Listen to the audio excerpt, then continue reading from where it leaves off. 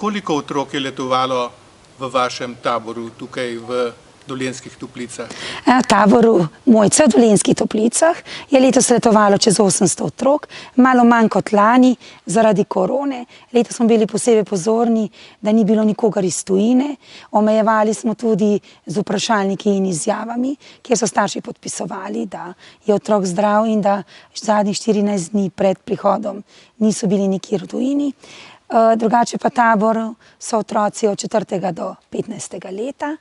Poznamo različne oblike letovanja, bilo je najprej zdravstveno letovanje, potem za socialno ogrožene otroke in pa tudi samoplačniška letovanja.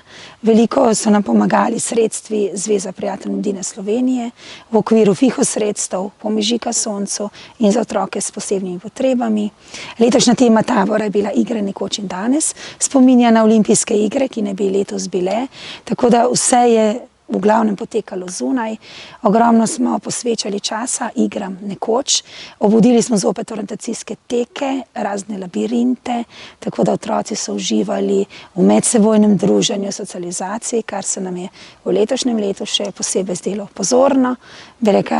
In veliko smo namenili tudi vsem ukrepom in priporočilom NIJZ. Tako da mislim, da smo zelo zadovoljni z letošnjim letom in še sledijo nam še v septembru šolo v naravi.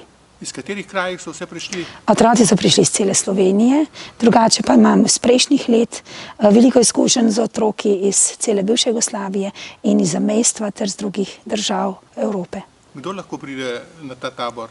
Na ta tabor lahko pridejo otroci iz, od 4. do 15. leta in mislim, vsak otrok lahko pride.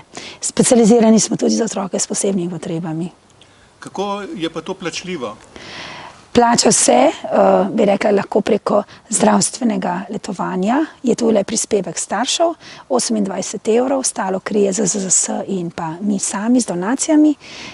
Potem so še oblike brezplačnega letovanja v okviru Pomežika soncu in pa drugih razpisov.